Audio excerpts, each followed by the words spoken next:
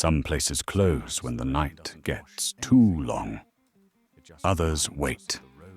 Out past the county line, where the rain remembers more stories than the people driving through it, there's a little roadside diner whose lights never seem to go out.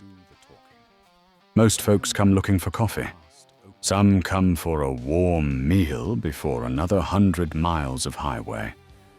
But the ones who matter, they come carrying something heavier than luggage, a promise they couldn't keep, a name they still whisper when no one's listening, a photograph folded one too many times, an apology that arrived years too late. Martha never asks too many questions. She learned a long time ago that people will tell you exactly what they're carrying if you give them a hot cup of coffee and enough silence. Frank is already in the kitchen, pretending not to listen. The old jukebox waits patiently in the corner, and beneath the register sits a worn wooden drawer, filled with the things people couldn't take with them when they finally found the strength to leave. Every object has a story. Every coffee stain marks another goodbye. Every empty booth remembers someone who once believed they had nowhere left to go. Maybe that's why the lights never go out. Because somewhere, every single night, another weary soul is searching for one last place to stop before the road asks something of them again. Tonight. The bell above the door rings just as the rain begins to fade. Martha looks up from polishing a coffee mug. The man standing in the doorway doesn't know it yet, but by the time the sun rises, he'll leave behind more than a photograph. Welcome back to the last open diner. Some places close when the night gets too long. Others wait. The rain had stopped just before sunrise. Not all at once. It faded slowly, like a song reaching its last note, leaving the parking lot wet and shining under the tired red glow of the neon sign.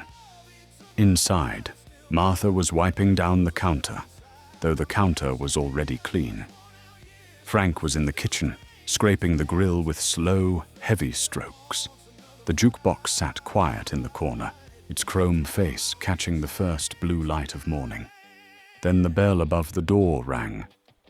A man stepped inside and stood there for a moment, one hand still on the handle. He looked like he had been driving all night.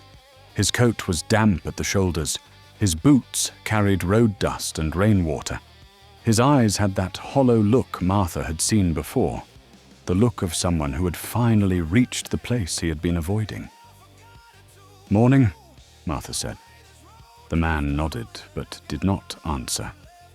He walked to the far end of the counter and sat on the last stool, the one closest to the window, the one people chose when they wanted to see the road but not be seen by it. Martha poured coffee without asking. He wrapped both hands around the mug. For a while, he only watched the steam rise. Outside, the sky began turning silver over the highway. "Long night?" Martha asked. The man gave a small, tired smile. "Long enough?" She leaned against the counter. "Coming from somewhere or running from it?" He looked up then. Not surprised, just caught. Both, I guess. The jukebox clicked. Nobody had touched it. A slow guitar began to play, soft and low, like headlights moving through rain. The man looked toward it, then back to his coffee. "I went back to Willow Creek," he said. Martha did not ask why. The diner had a way of letting people talk when they were ready.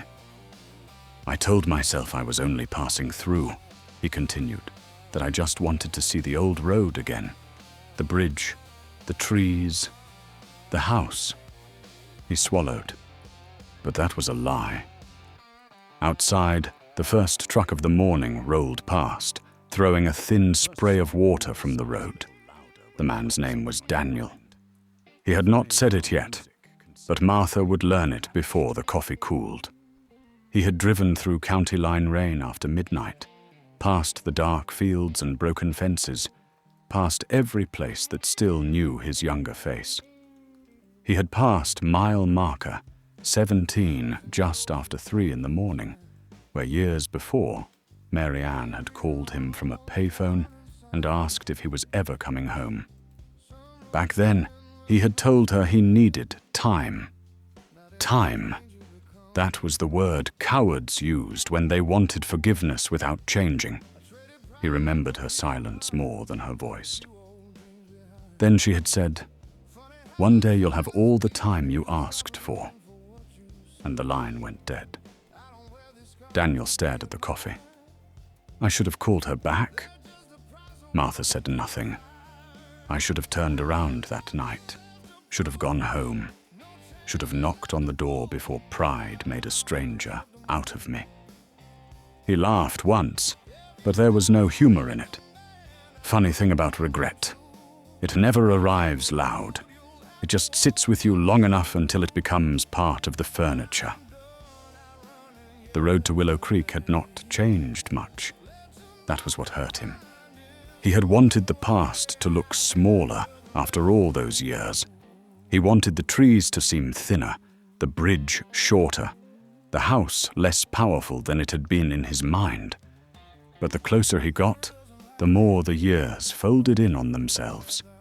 He saw Mary Ann in the passenger seat, bare feet on the dashboard, laughing at some foolish thing he said. He saw her standing by the kitchen sink in the yellow evening light. He saw her on the porch, arms crossed, trying not to cry, while he packed a bag and told her he just needed to clear his head. A man can leave in 10 minutes and spend the rest of his life trying to explain why. The old bar was still there too. Closed now, windows boarded. But Daniel remembered the 3 chairs by the back wall. One for his father, one for Mary Ann's brother, one for the man he might have become if he had stayed. 3 chairs empty. 3 warnings he had driven past years too late. By the time he reached the house on Willow Creek, the rain had softened to a mist. The headlights found the mailbox first. It leaned toward the ditch, just like before. Then the porch, then the swing. Still hanging, still moving a little in the morning wind. Daniel slowed the car until the tires whispered over wet gravel. The house was dark. No kitchen light, no porch lamp, no shape behind the curtains. He parked but left the engine running. For a moment, he imagined the door opening. He had imagined it for years. Mary Ann older now, but still Mary Ann. Maybe angry, maybe tired, maybe smiling that sad smile she used when she already knew the truth, but wanted him to say it anyway. He had practiced the words. "I'm sorry. I was wrong. I should have come back. I never stopped thinking about you." But apologies are strange things. They can cross a room. They can cross a table. Sometimes they can even cross years. But they cannot always open a door that time has already closed. Daniel turned off the engine. The silence rushed in. He stepped out of the car. The morning smelled like wet grass, old wood, and endings. Every board on the porch creaked beneath his boots. He stood before the door with his hand half raised. But he did not knock. There was no reason to. Some part of him had known before he arrived. No one was waiting. Not because he was late by a night, because he was late by a life. The sunrise came slowly behind him. It touched the yard first, then the porch rail, then the old swing, then the windows that gave nothing back. Daniel reached into his coat pocket and pulled out a photograph. Mary Ann stood beside his old car in the picture, one hand lifted against the sun. He stood beside her, holding 2 glass bottles of soda, like they were something expensive. They looked young, poor, tired, Happy. The kind of happy people are before they understand how fragile ordinary days can be. He had carried that photograph through motel rooms, factory jobs, cheap bars, long drives and lonely mornings. Sometimes in his wallet, sometimes hidden in the glove box, sometimes taken out only when he had drunk enough to forgive himself for looking. For years he thought carrying it meant love. On that porch at sunrise, he understood the harder truth. Sometimes memory is not love. Sometimes it is just another place to hide. He folded the photograph once, then twice. His hands shook, but only a little.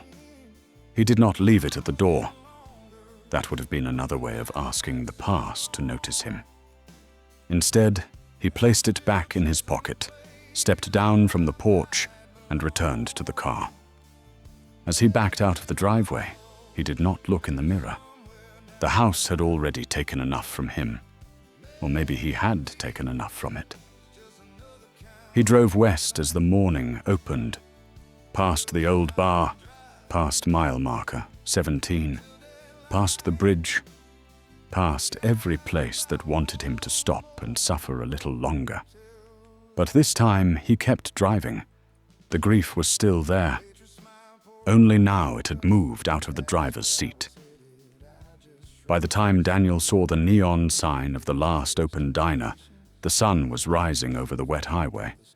He almost drove past. Then something in him turned the wheel. Now he sat at the counter, coffee cooling between his hands, while the jukebox played low behind him. Martha refilled his cup. "So what happens now?" she asked. Daniel looked toward the window. "I don't know." For the first time that morning, his smile was real. "I think that's finally the truth." He reached into his coat and placed the folded photograph on the counter. Martha looked at it, then at him. "You forgetting this?" "No." "Then why leave it?" He took a breath. "Because I carried it like a map, but it was never taking me back. It was only keeping me lost." Martha picked up the photograph carefully. Beneath the register was an old wooden drawer. Not many people knew about it. Inside were things travelers had left behind when the road became too heavy. A silver lighter with initials scratched into the side. A bus ticket from a town that no longer had a station. A wedding ring wrapped in a napkin. A child's drawing folded into quarters. A letter that had never been mailed. Martha placed Daniel's photograph inside with the others. Not like rubbish. Like something that had mattered. Then she closed the drawer. Daniel watched her do it. His shoulders dropped, as if some invisible weight had finally been set down. Frank came out from the kitchen and looked at him. "Eggs?" he asked. Daniel shook his head. "Just coffee." Frank nodded, like that explained everything, and went back to the grill. Outside, the sunlight spread across the parking lot. The puddles turned gold. The highway looked almost new. Daniel stood and placed a few bills beneath the mug. Martha said, "You don't have to run now." He looked at her. "I know. That's different from having nowhere to go." He nodded slowly. "Yes, Mum, it is."